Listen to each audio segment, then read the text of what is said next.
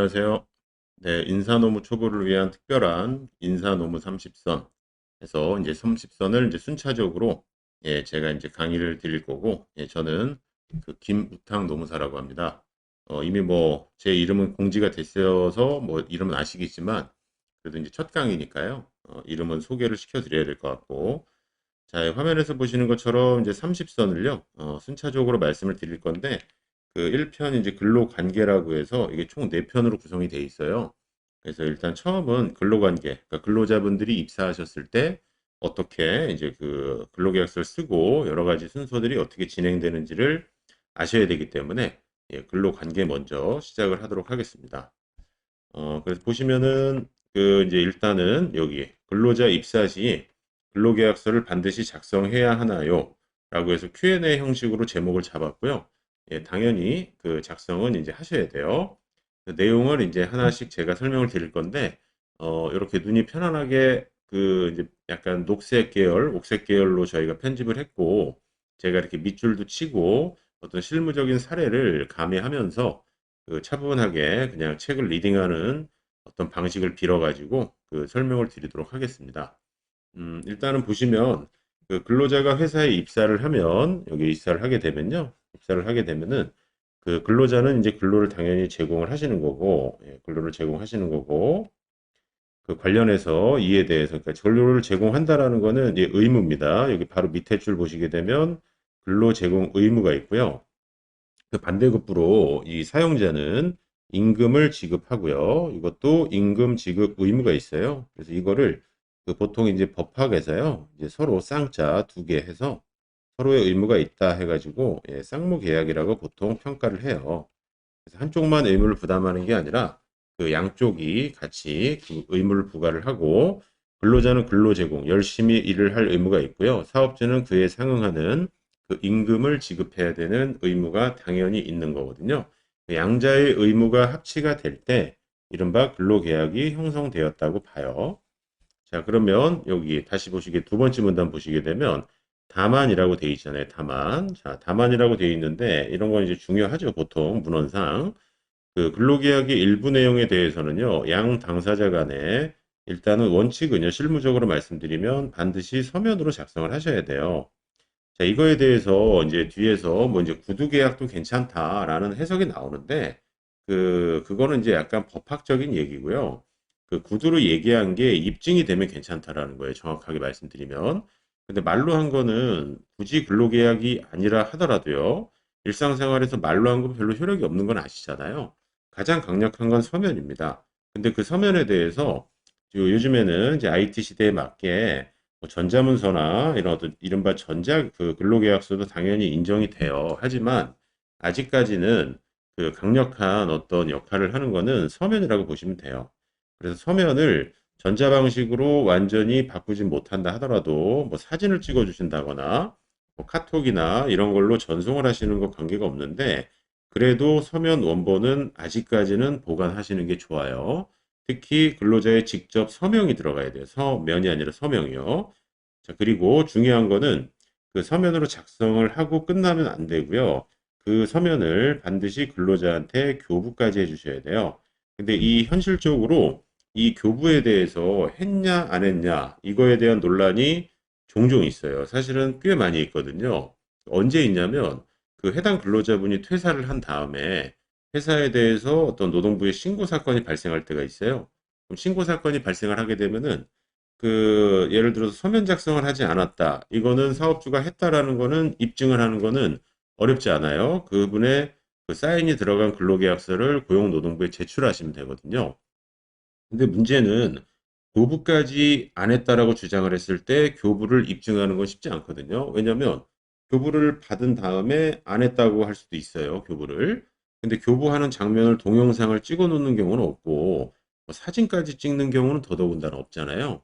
그래서 보통은 근로계약서 이제 하단 말미에 이건 법정 양식은 아닙니다.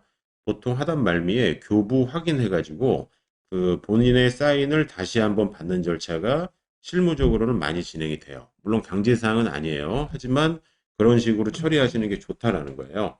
그걸 실무상 참고를 좀 해주시고, 그리고 근로조건에 이제 명시 방법이 되어 있는데, 아까 말씀드린 것처럼 구두의 방법도 가능은 해요. 하지만 나중에 입증하기가 굉장히 어렵다라는 단점이 있어요.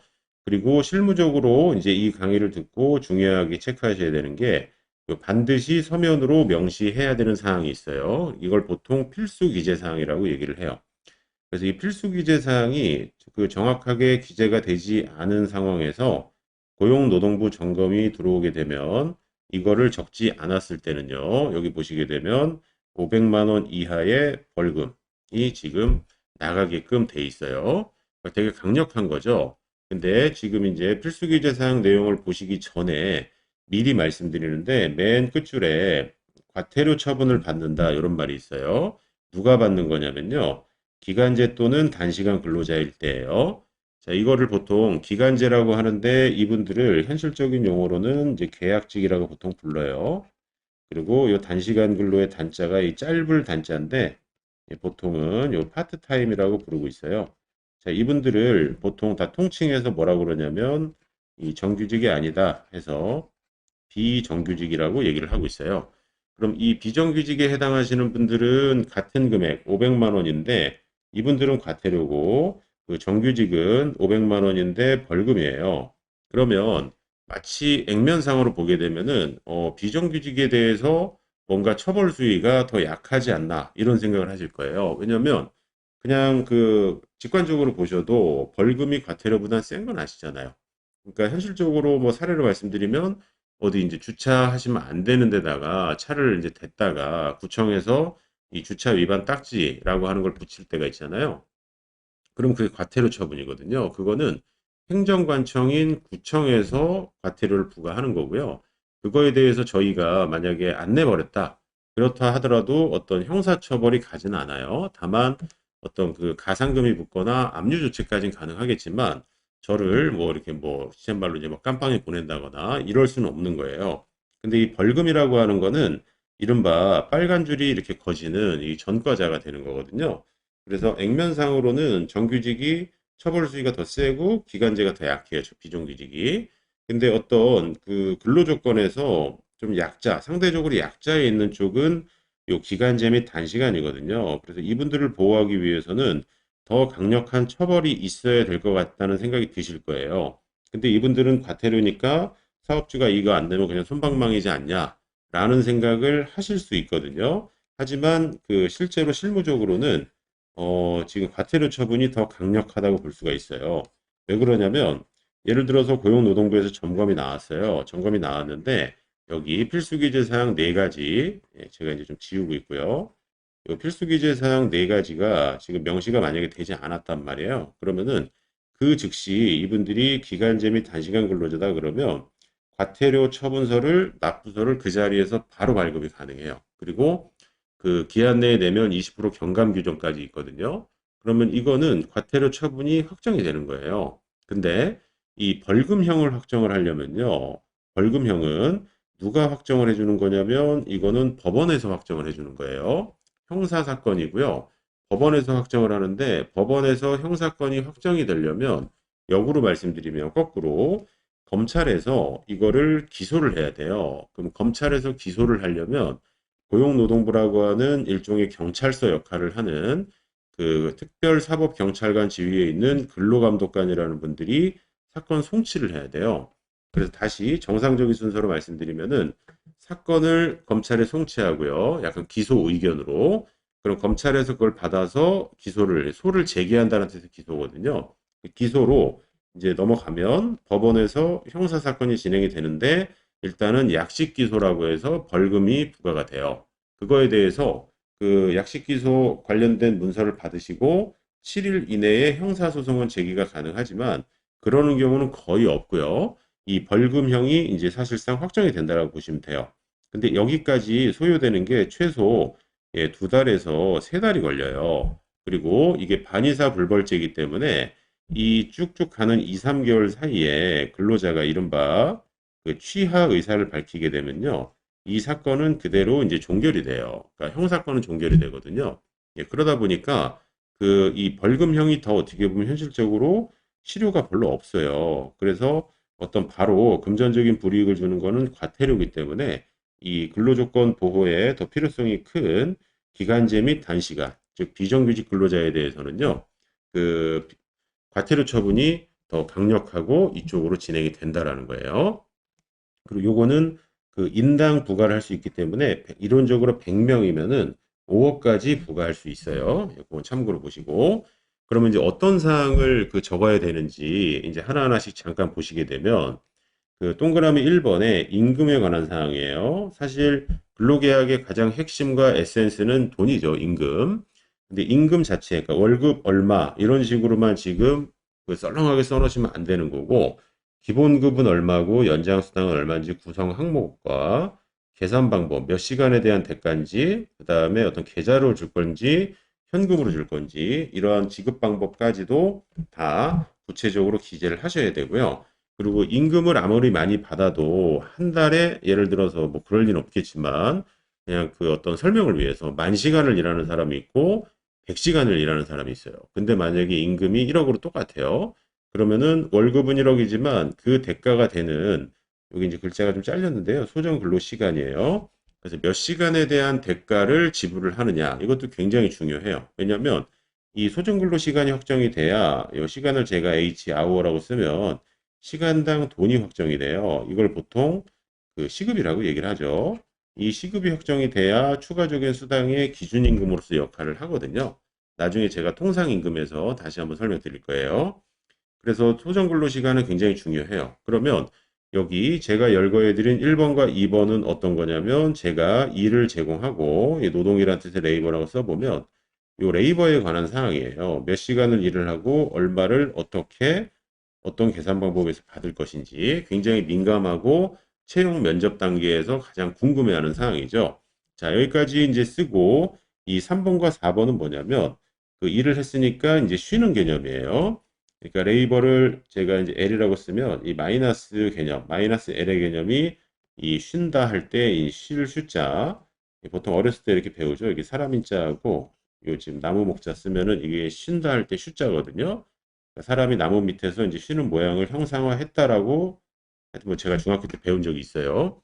그래서 쉬는 게 있는데 아시다시피 주휴일은 본질적으로 유급이에요. 돈을 줘야 되는 날인데 이게 언제냐 이거예요. 그래서 이 주휴일은 보통 일요일이 많죠. 일요일이 많긴 한데 반드시 일요일일 필요는 없고요. 그 주에 1회 이상 평균적으로 한 번만 부여해 주시면 돼요. 그래서 이거를 우리 회사는 일요일이다. 이런 식으로 이제 적으라는 거고요. 그리고 연차 유급 휴가에 관한 사항도 필수 기재 사항인데 이 부분은 일단 법적으로 적용이 되냐 안 되냐의 기준은요. 그 기준은 이른바 상시 근로자 수가 5인 이상일 때, 5인 이상일 때 적용이 돼요. 그럼 5인 미만이면 안 적어도 되느냐? 적으셔야 돼요. 실무적으로. 적긴 적대 우리 회사는 연차 유급 휴가가 적용이 되지 않는다. 이렇게 적으시면 돼요. 그리고 요 지금 네 가지 말고 하나가 사실 더 있는데 이거는 그 뭐 교환에 없다라고 해서 불안해하실 필요가 없어요. 왜냐하면 적지 말라고 해도 적게 돼 있거든요. 그 내가 어떤 일을 담당하는지 어디서 일을 하는지도 적게 돼 있어요. 장소, 담당 직무하고 취업할 장소 요거까지 5가지를 적어주시면 이게 필수 기재 사항이 돼 있는 거고 이거를 서면으로 명시해 주셔야 되고 그렇지 않고 이걸 또 교부까지 하지 않으면은 이제 500인데 정규직은 벌금, 비정규직은 과태료 이렇게 처분이 된다라는 거예요. 이제 다음 슬라이드로 넘어가서 이제 연결되는 내용인데요. 여기 보시게 되면은 그 벌금형과 과태료 처분과 별도로 이제 근로계약서가 왜 중요하냐라고 할 때 어떤 노사 관련 분쟁 시 입증 자료가 되기 때문이에요. 그러니까 예를 들어서 어떤 분이 연장 근로수당을 받지 못했다라고 주장을 하는 경우가 꽤 있거든요. 이걸 보통 제가 강의 드릴 때 뭐라고 말씀드리냐면 임금체불은 1차 임금체불이 있고 2차 임금체불이 있다고 말씀드려요. 그 1차 임금체불은 제가 특정 근로자를 채용했는데 월급 200을 주기로 했는데 아예 안 준 거, 아예 안 주고 우리가 알고 있는 일반적인 임금체불을 1차적인 임금체불이다라고 제가 말씀을 드리고 2차 임금체불은 돈을 200을 주긴 주셨어요. 근데 사용자는 뭐라고 그러냐면 그 안에 보통 그 포괄 근로계약을 작성해서 여러 가지 수당들이 들어가 있다. 이렇게 주장하는 경우가 있고 근로자는 200만 원 자체를 기본급이라고 보고 추가적인 수당을 요청하는 경우가 있어요. 많이 뭐 겪으셨을 수도 있고 주변에서 보셨을 거예요. 근데 그거를 정확하게 서로 입증을 해야 되는데 입증을 만약에 사용자가 못하면 근로자가 이길 가능성이 99%예요. 그럼 이거에 대해서 사용자가 입증 자료를 갖고 와야 된다라고 하는 건 어떤 거냐면요. 지금 이러한 추가적인 임금 분담을 피하기 위해서는요. 그 유효한 근로계약서가 있어야 되는 거고 그 안에 다시 한번 앞 슬라이드를 보시게 되면 임금의 구성 항목이 정확하게 나와 있어야 된다는 거예요. 여기서 중요한 거는요. 그냥 퉁치는 방식으로 모든 재수당은 여기에 포함되어 있다. 이러한 썰렁한 한 줄은요. 전혀 현실적으로 실무적으로 인정이 되지 않아요. 예, 그래서 그 정확하게 이제 표기를 하셔야 되고 예, 서면으로 이제 하셔야 된다라고 아까 말씀드렸고요. 그리고 이제 세상은 계속 바뀌는 거니까요. 이 서면이 꼭 종이로 된 문서냐라고 했을 때 전자 방식도 가능한데요. 그 여기서 얘기하는 전자 방식은 사실 엄밀하게 얘기하면 여러 가지 공적인 포털 사이트에서 왔다 갔다 하는 그런 전자 문서를 얘기하는 건 아니고 전자 결제 시스템이 담보가 되는 거예요. 즉, 이 사람이 사인을 한 게 시스템적으로 입증이 될 때 그걸 보통 전자결제, 전자문서, 전자근로계약서라고 얘기를 하는 거거든요. 근데 보통 이런 체계까지 구축할 수 없는 회사들은요.